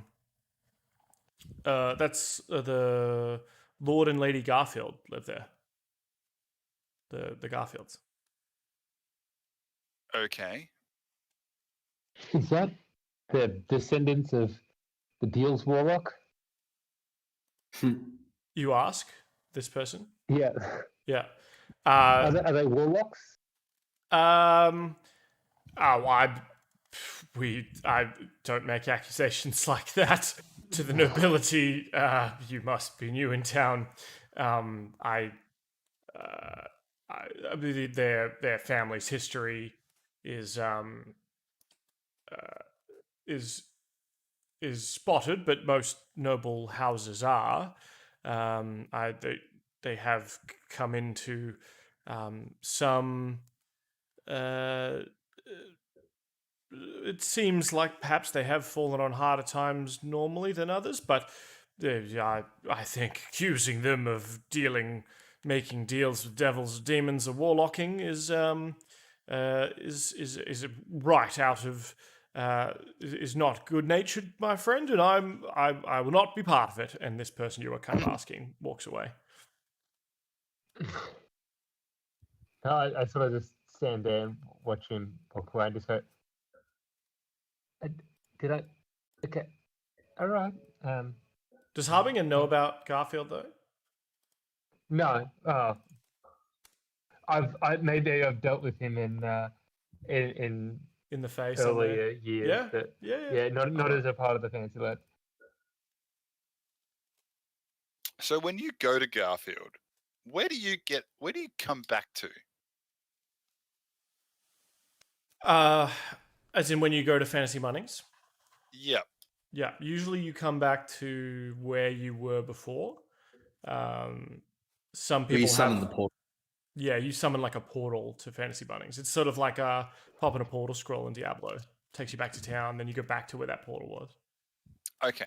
Because if these people are related to Garfield, perhaps they would want a way to get to Fantasy Bunnings as noble peoples. And I have 10 scrolls to get there. So perhaps we can trade it for some information on the Stone Galore / peoples that we're looking for. It's a good idea.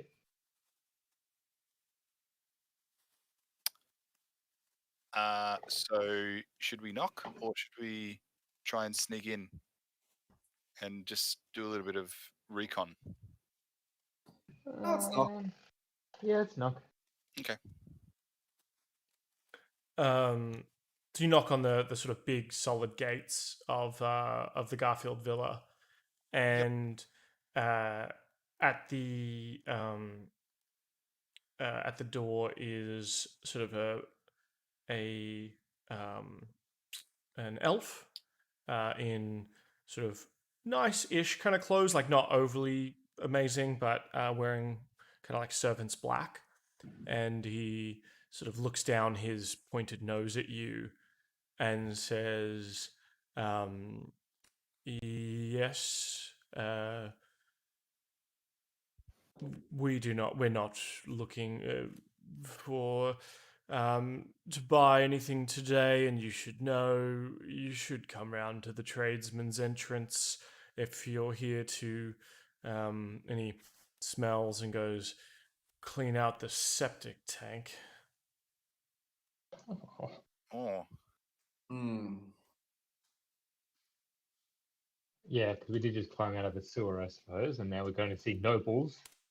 Yeah, but we are also following someone who also just climbed out of a sewer. Yeah. Have you smelt anyone like us come through here? He sort of gives you another smell and says, I can assure you, I have never smelt anything like the three of you. Okay. So maybe he didn't come through here. Yeah, In some cultures, this smell is a must. Don't be so culturally insensitive. That's right. We're having a politically correct session today. Motherfucker. Thank you. He says, well, do you have, I don't believe you have an appointment. May I ask who's calling? The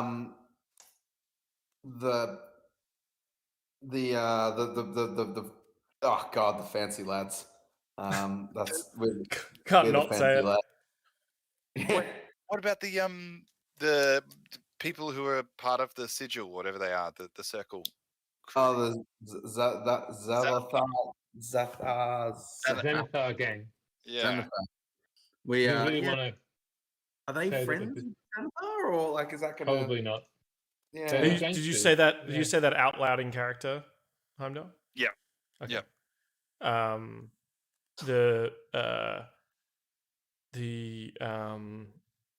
The servant or the doorman says, we want no truck with you gangs. I suggest you get back to your side of the city before I summon the constabulary. Good day, sirs. And he goes to close the door. Do we want to? Well, we weren't going to get it anyway, smelling like a bag of shit. That's true. That's true. So what's the next lead here, Heimdal?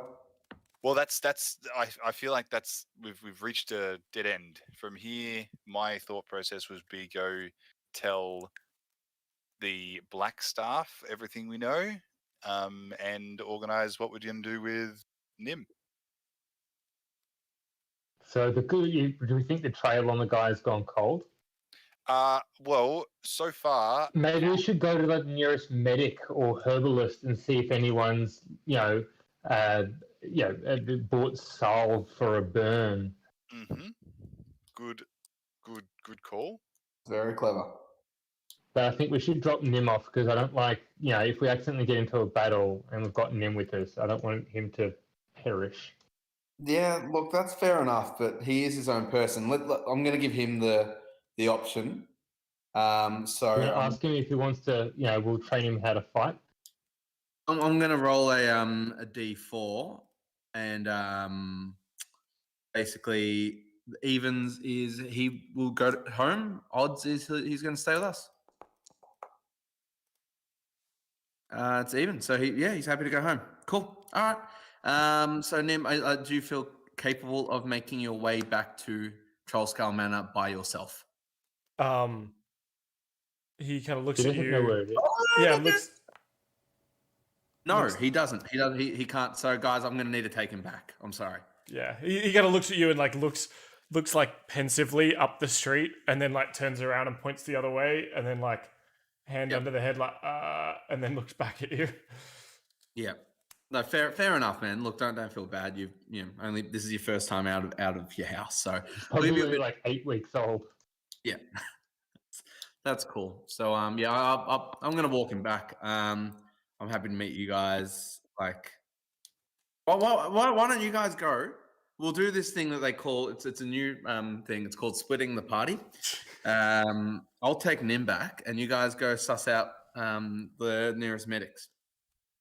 Okay.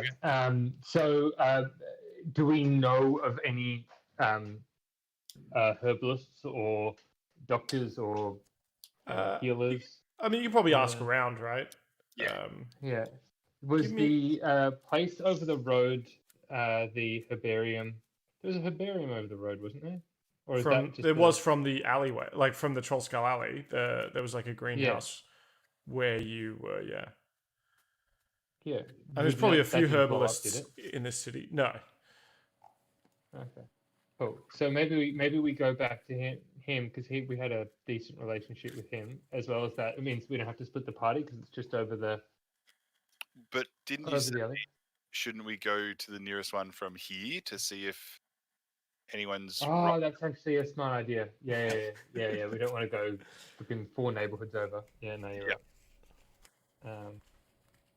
Okay, so we wander down the footpath away from the noble's manor, and we shake hands with Nim and say, "Take care of yourself, Paul." I slap him in the face and hold him by the shoulder and say, "Don't you dare let anything happen to our little man." Yeah. No, absolutely. I'd sooner die myself, Sprig, than let even one splinter on his head be harmed. If we just adopt a child. I think so. I think that's exactly what happened. Yeah. Or a mascot. That's fun. That's a fun little side thing that we got going on. Yeah. So Heimdal and Barnaby, you start hitting the streets or the nearby streets looking for apothecaries and herb shops. Is that right? Sprig, Barnaby's gone back. Oh, sorry. Yeah. Sprig and Heimdal. Yeah. Yep. I'm assuming. Actually, no. Let's not assume. So yes, we are looking for. Yeah, we're looking for a herbalist. So we go down the footpath, and then we head to. So we're back in the street, and we have a look for more passers by to see if we can encourage them to some information out of them. And is there anyone around that we can just briefly ask? Who are you looking to ask in particular? Oh, a passerby. Oh, we stink. It's really hard. So we're looking for just anyone. I'm sure someone can direct us. Anyone walking by. Yeah, maybe we can stink them. So just get them to tell us because they'll. It will get us away from. Yeah, so I get uncomfortably close to a passerby, and just go, "Excuse me, sir. Do you know of the nearest herbalist, healer, or doctor?" You get a few people who do the whole like, yes, oh god, oh, and they're like, they pull up their jacket to cover their nose or pull out a handkerchief to cover their nose and like hurry away from you, as if and after a couple of attempts at this, you see 2 watchmen coming down the street looking at you. Oh, okay. They gotta help. And no, we're probably wanted. they say the first one says there's a portly kind of round one who sort of seems to be in charge, and he says, "Oh, what's all this then? You know, there's no begging allowed in the North Ward. Looks like you lads are a bit far from home. I'd shuffle on off now if I were you, or you spend a night in the cells." Yes, sir. Certainly, we'll shuffle right off. Yeah, no But before panhandling, we... no begging, and No. Certainly not, sir. Certainly not, sir. All we wish to do is, my poor friend here, this small gnome, he is severely mentally handicapped and is in great need of a healer. I was hoping you could point us in the direction of the nearest healer, medic, or herbalist, so we can get his profound disability under control. what are you doing during this time, Heimdal? My tongue just falls out the side of my mouth on the left. Okay. You play along. Give me a persuasion check.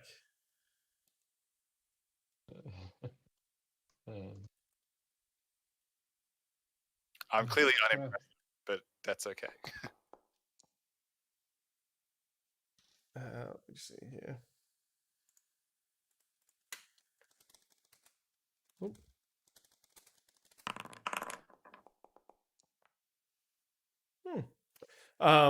The officer says, okay, well you two do seem to be mobile, but go about your business, but don't be bothering these fine folk on the street.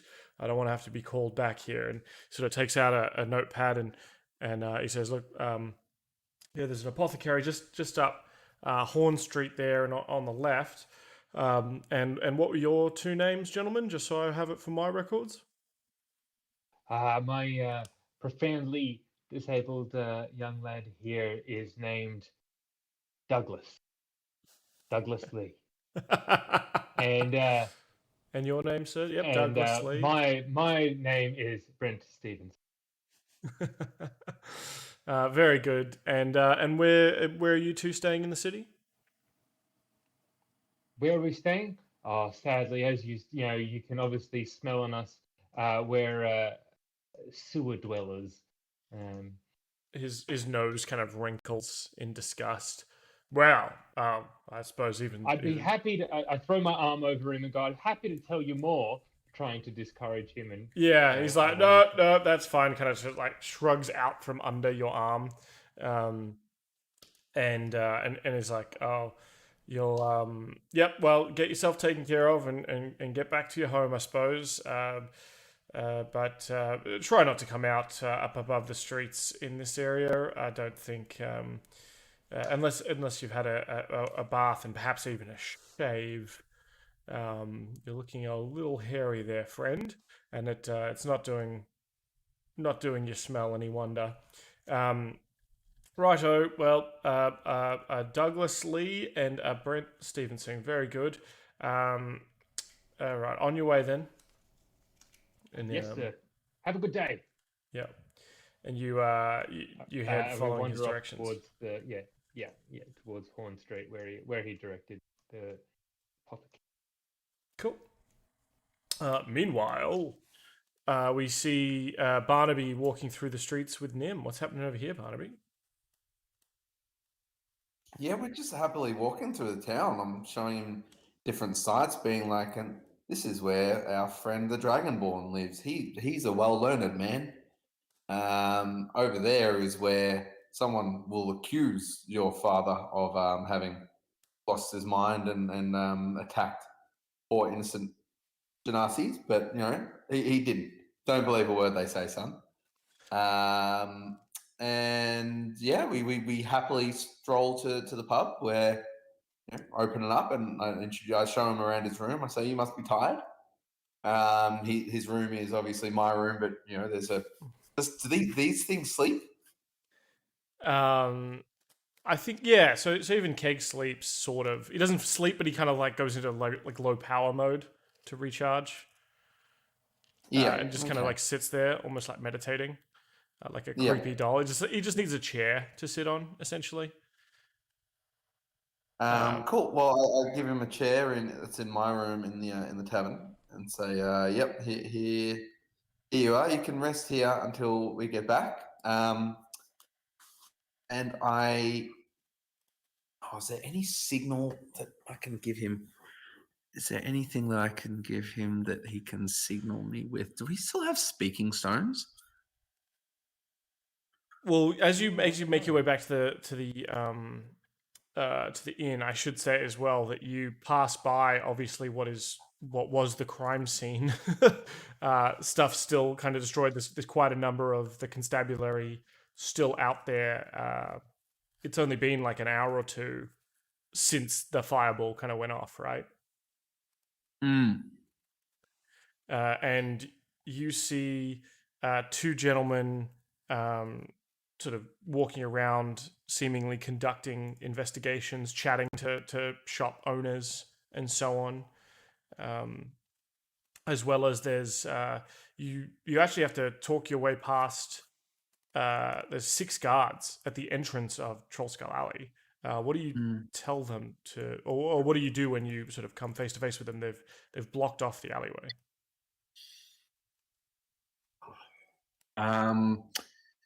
I walk up to them and I say, "Good evening, officers. Just trying to get past to get to my establishment, which I own down here." Oh, and your name, sir? Barnaby, the Beautiful Bard. Yes, and you say you own one of these residents. Are you aware that there's been what appears to be an alleged attack? Which one of these businesses is yours? Trollskull, the manor. The what has become the new talk of the town with its awesome books and binds, chic kind of interior. Sorry, not Trollskull Manor. That's the old name. It's Hops and Hahn. That's right. You're probably familiar with it. It recently got featured in Waterdeep's newsletter. Surely you subscribe to the newsletter, I'm sure. Oh, Volo's Enchiridion. Yes. Of course. Yeah, big fans. He says, the sergeant will want to speak to you then, sir. If you'll just come with me." And he leads you and Nim to sort of out the front of your tavern, which is sort of there's sort of been a table put outside it under the shade of like the eaves, where there's these figures you see on your screen. The sort of tall one with the book, and sort of a shorter one with a medallion, kind of standing over a table, talking, and the corporal introduces you and says, "Excuse me, Sergeant. This is Mr. the Bard, and he's the owner of this establishment. Sir, figured you'd want to have some questions for him." And the sergeant, the watch officer, sort of looks at you. He's got his little notepad open, his little book with a pen, and says, "Oh, pleasure to meet you, sir. My name is Sergeant Carrot, City Watch, Waterdeep City Watch.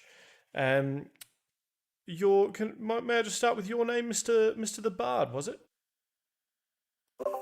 Yes, it is Barnaby the Beautiful Bard. Barnaby the Beautiful Bard. Oh, And sorry, this is Mr. Beautiful Bard. This is my adopted son, Min.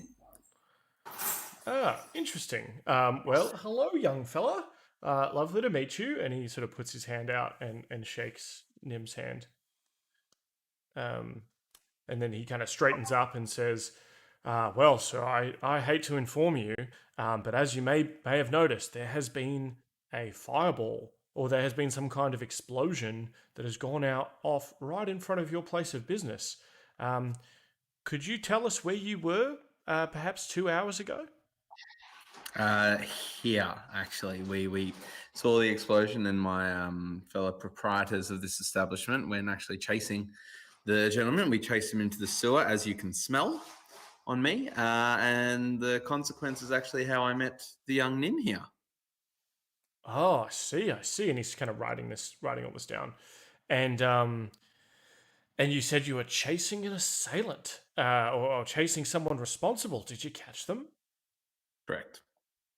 We did not catch them, no, but we've got a hot lead, which my colleagues are following up with as we speak. I'm just here to drop off the young one, and then I'm going to join them back, actually. He says, "Well, sir, as you may have noticed, this badge on my shoulder here says City Watch, and that's what I do. I solve the crimes in the city. So perhaps if you'd like to give this." You're really good at it too.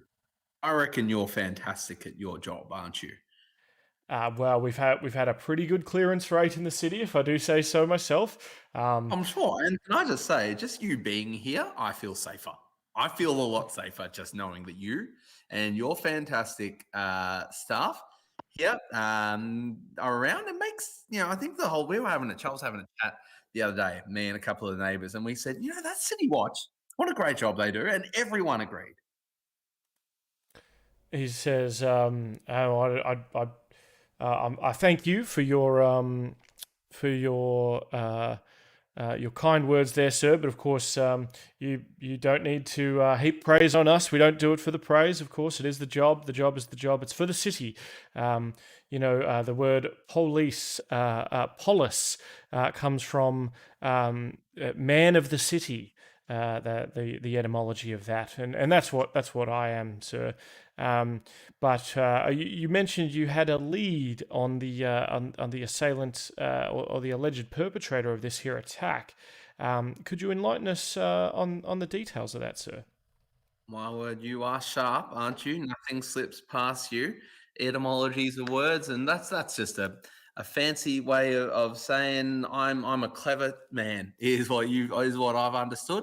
Oh gosh, I tell you, I don't feel able to carry myself in a conversation with you handsome protector. I'll tell you, I'm so tired. I might just take my my young lad indoors, and we'll feel very well rested knowing that you're out there protecting us.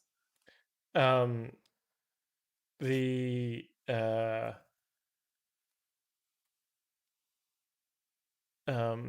At this moment, the other gentleman speaks for the first time, from behind his sort of dark glasses. If I showed the picture before, and he says,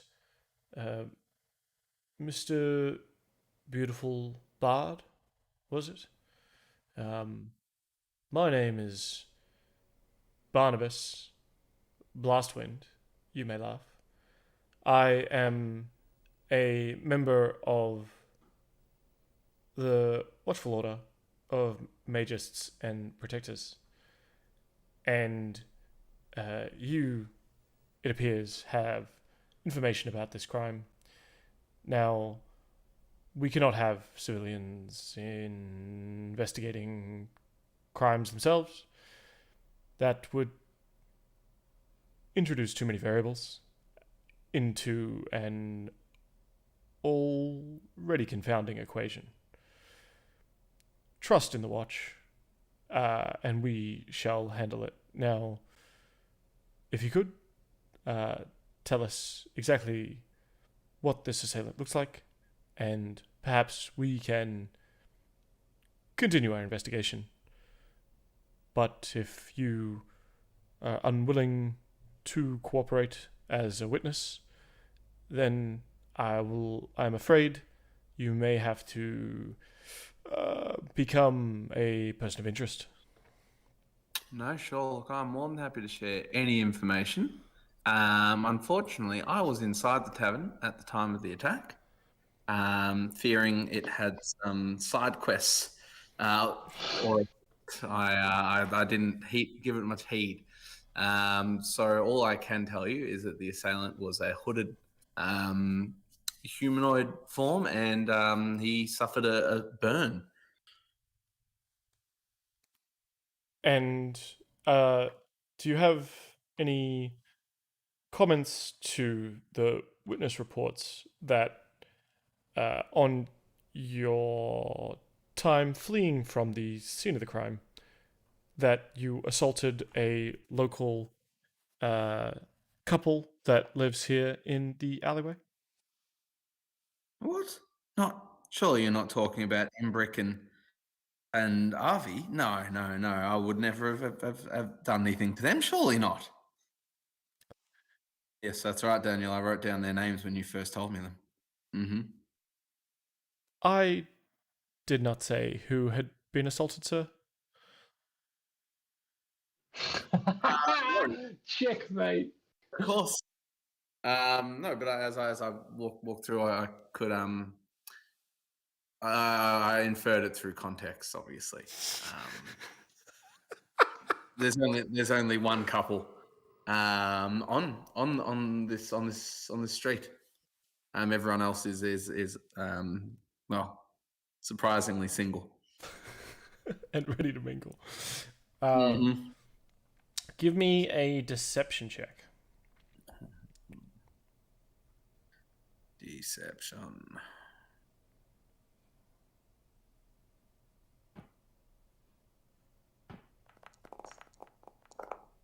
Oh, that's not good. Oh. Not convincing.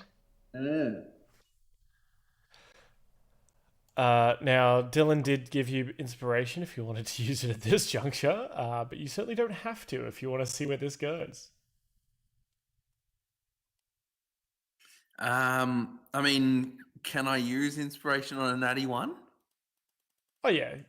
I mean, in the future, okay. I was telling this to the other guys, and as of next week, if you have inspiration, you're gonna have to declare it before the roll, just so we don't have you see how bad it is, and then go, hey, I'm gonna use it. But I'll allow it. All right. Well, I'll go ahead and use my my D8 inspiration. Oh, it's a full reroll. Oh, it's a full reroll. Yeah. No kidding. Well, that's just fantastic, isn't it? Come on. Deception. You too, playing at home, can help Barnaby out of a jam by getting special cards that give the players inspiration. 21. Thank you, Dylan. Which we are very grateful for. Exceedingly so, yes. Very, very grateful. Wow. Absolute legend. Ledge. So the two kind of look at you. The sergeant's obviously been kind of writing everything down, and Barnabas Blastwind says, very well, that all makes sense. We shall inquire further, and I'm sure you will understand when I say, please do not leave the city, sir, as we may have more inquiries, and you may be one of the best leads we have. I'm one of the best everything you have. I'm one of your best hopes of finding this perpetrator. Mm-hmm.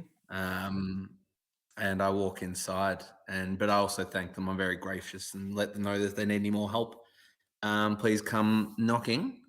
I'm obviously a friend to the City Watch. We love them. Tell Captain Staggett I say hi. My good friend, Cap Stag. We're friends. So cool. Gonna throw him a stag party one day. A stag party for Captain Staggett. Oh, it went off the chaps. So I'll go ahead and take old Nathan inside, set him up, and just tell him, look, if you do need anything, there's a fireplace downstairs. I want you to burn blue smoke to let me know that we need to come back. How do you do that, Nin? I'm not sure. You're going to need to figure that out, okay? Because, well, damn it, I can't be there for you all the time, Nin. I'm still quite smothered by you. And I show him does he eat? Does he need any sustenance? Do I need to give him any nourishment of any kind other than emotional enrichment? I don't think so. He sort of pulls out of his little bag. He pulls out a couple of like tools and like holds them up, and sort of points at the bar and motions to like starts kind of laying his tools out. Bar. He kind of like starts laying his tools out on the bar and like making them nice. I tell him to not use any wood that is already being used inside here. If he needs to construct anything, number one, don't let it leave this place, and number two, only use wood that doesn't already have a purpose. Yeah, he looks at you. I guess he kind of nods at the first bit and then looks at you. Well, I mean, he's kind of got blank expression anyway, but just kind of stares at you as you say the second part. Okay, then, go chop down a tree or something. Don't use any of the wood inside here. Nothing that has a purpose. It's already serving a purpose. I've got a feeling we've got the what is it? The paperclip machine happening here. What's the paperclip machine? Oh, it's a you create a paperclip making machine that's like hyper intelligent, so it finds a way to turn the world into paperclips. So it's very good at what it does, but too bad its only directive is to make paperclips. Yeah, well, that's why we're gonna give this person all the love and support he needs to thrive and develop. And I'm really confident that we're going to come back to a fully equipped bar with nothing out of the ordinary going on here. Nim kind of sits down on one of the stools, his legs just kind of swinging and dangling as he just kind of looks around serenely at the inside of the bar. After a moment or two, he goes and looks around behind the bar, grabs a broom, and kind of starts sweeping up some of the shattered glass. Oh, good boy. Well done. Yeah. Well done. You're a good lad. Can we leave it there? Yep. I think that's a good spot. We can, apart from being separated. We're heading towards the apothecary. Paul has given Nim. Are you just going to meet us at the apothecary, Paul? I assume. Yep. What are you doing next? Yeah. I'm meeting you at the apothecary, unless I see blue smoke billow out of our chimney, in which case I'll urgently rush back to my son. Yeah, because and you probably, as you realize as you leave the place, like, oh crap, I left all my nice blue robes in my room. Cool. All right. Well, thank you very much. I know it wasn't fighty, but no, that's all right. We had fun. We took it in a different direction. We now have a son and a cause, and a lead. Yes, indeed. Exactly right. Lead.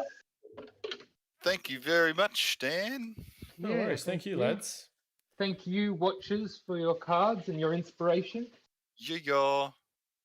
And if you too want special cards, there is a link in the thing. I'm gonna see if it's already been claimed, but I put in a thing for people to get free cards, just as we're testing them all out. I did get a pack. Did you get a pack? Did you open it up? I got a pack. I want to. What'd you get when you cracked your packs? I got a free D4. A inspiration for DM Daddy. Yeah. And which I probably won't use. Oh. It's advantageous for us. I just don't know when giving you inspiration is going to help. And then also inspiration to Bard. That's me. Yeah, it is. Was this the link you posted in our chat, Dan? Yeah, and I've just posted in the Twitch chat as well. But I put it in the Facebook chat. Coupon code for 5 free packs for the first 5 people that get them. I think each pack has 3 cards in it, and they're different rarities, etc. And if you use the card with one of the players' names or the characters' names on it, it's inspiration for them, so they'll be able to get a reroll on any D20 roll. And then there's other stuff like, you get a D4 bonus or a bardic inspiration D6 or a D8 bonus. There's also potions of healing.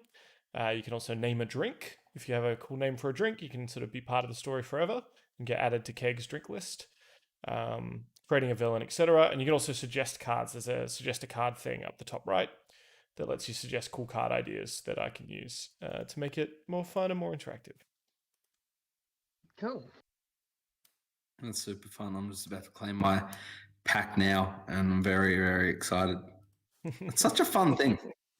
It's adding like gambling mechanics and cool fun stuff and interaction all in one go, which, more gambling the better. Tap that dopamine machine. Exactly. And I'll make a way for people to be able to claim free packs if they cash in, loyalty points or something. And of course, you can like spend real money to buy packs, but that'd be actually insane. So I got a damn daddy advantage. Damn. Yes, but I just put it at like 80% chance to drop. No, I didn't. I got 2 of them. So I think that one's even a fragment. So you need 2 of them to be able to play it. So you actually have to collect 2 to give me advantage. I did. I got 2 of them. Whereas the player got cards a are a little bit rarer. Yeah, well, the Bardic Inspiration's cool. So you can give a D8 inspiration die to someone. I mean, you as a bard can do that anyway, but this is like an extra one you give yourself. That is fun. Well, This is so fun. That's all good stuff. So make sure you tune in again, tomorrow night, or if you're bored, just leave it open and muted. And then you watch the other lads, the Emperor Keg himself, Gronk and the other one, the old man. And you could throw DM advantage at me while I'm versing those guys. How about that? I will never give you advantage, Daniel. Oh, I gave you a little wooden man. What more do you want from me? You did, actually. That's true. All right. Fine.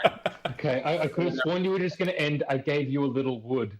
I gave you a decent wood Awesome. thing. Awesome. Thanks, lads. You guys have a great week. I'm I'm gonna jump off as well. All right. That's you guys. And I'm gonna